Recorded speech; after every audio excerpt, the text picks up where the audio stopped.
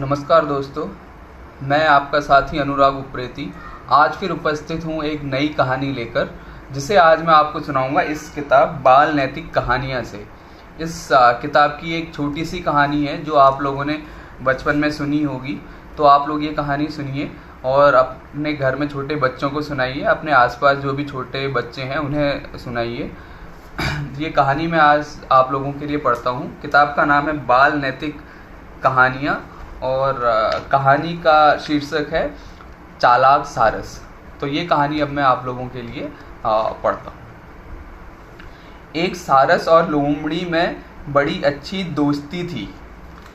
दोनों अक्सर एक दूसरे के घर आया जाया करते थे। एक दिन लोमड़ी ने सारस से कहा, दोस्त, यूं तो तुम कई बार मेरे घर आ चुके हो, लेकिन खाने पर कभी नहीं आए।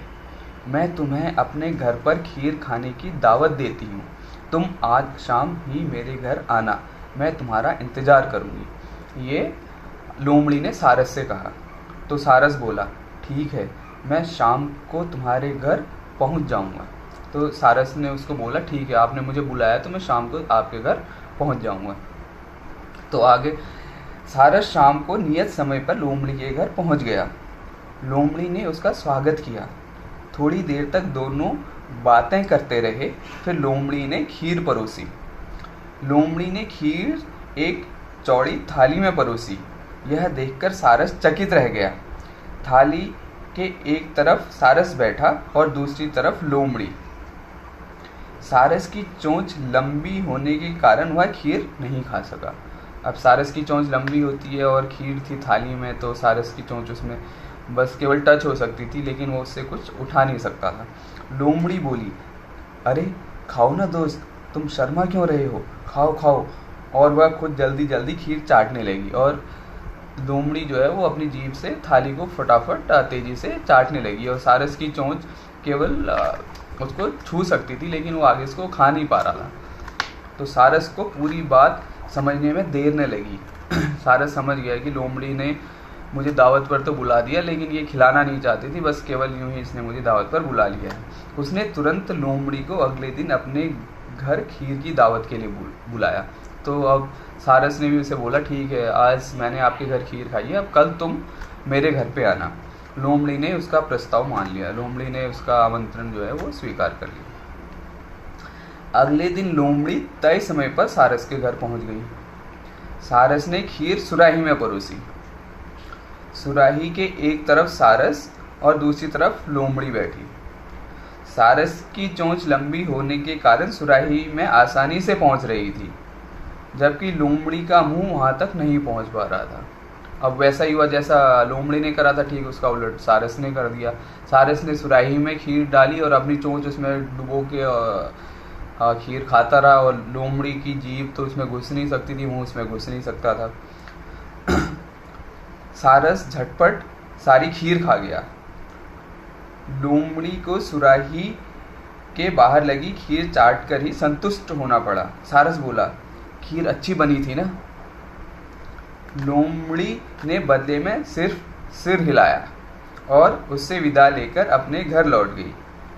उसे उस दिन भूखा ही सोना पड़ा। इस प्रकार सारस ने उसे सबक सिखाया। तो इस कहानी से हमें क्या शिक्षा मिलती है, ये इसमें नीचे लिखा हुआ है, जैसे के साथ तैसा कभी कभी ज़रूरी होता है। मतलब आपके साथ अगर कोई धोखा कर रहा है या खिलवाड़ कर रहा है, तो आप भी उनके साथ कभी कभी ये कर सकते हैं, हमेशा नहीं, कभी कभी आपको भी जैसे को तैसा जवाब देना पड़ता है। लेकिन इसके लिए हमें सोचना समझना पहले पड़ता है कि ठीक है, हम क्या करेंगे। ऐसा नहीं है कि किसी ने हमारे साथ धोखाधड़ी करी है तो हम या किसी तरीके का इस जैसा लोमड़ी ने सारस के साथ किया, अगर ऐसा ही किसी ने किया है तो ऐसा नहीं कि हम तुरंत ही उसको बोलें कि ठीक है, मैं तेरे से कल बदला लूँगा। हमें सोच समझ कर जैसे को तैसा कभी कभी करना पड़ता है। हमेशा के लिए ये सही नहीं है कि मतलब कोई हमें नुकसान पहुंचा रहा है तो हम उसे नुकसान ही पहुंचाएं। इस चीज़ से बचना चाहिए, लेकिन कभी कभार सभ्य तरीके से एक सामान्य व्यवहार से भी हम लोगों को उसके किए की प्रतिक्रिया दे सकते हैं। ये इस कहानी का सारांश है। आप लोगों ने सुनी होगी, अपने बच्चों को सुनाएं। और ये कहानी मैं अपने YouTube और Facebook पे भी अपलोड करूँगा, तो दोनों जगह आप इसे सुन सकते हैं। मेरा Facebook अनुराग उप्रेती और YouTube भी अनुराग उप्रेती के नाम से ही है, तो आप लोग वहाँ पर इसे सुने, अपने बच्चों को सुनाएं। और इसी तरीके से मैं कल भी एक नई कहानी, ऐसी पुरानी लेकिन प्रसिद्ध कहानी दोबारा से आप लोगों के लिए लेकर आऊँगा। तब तक आप लोग अपने घरों पर रहिए, स्वस्थ रहिए और अपने आसपास बच्चों का ध्यान रखिए, बुजुर्गों का ध्यान रखिए। और अगर आप लोग किसी तरीके का धूम्रपान वगैरह करते हैं तो इस सब को त्याग दीजिए, क्योंकि इससे ही इन सब लोगों को, धूम्रपान करने वाले लोगों को, कोरोना का जो वायरस है वो सबसे ज़्यादा नुकसान पहुंचा रहा है। तो मेरी आपसे विनती है कि आप इन सब चीज़ों से बचें, कहानी सुनें, घर पर रहें।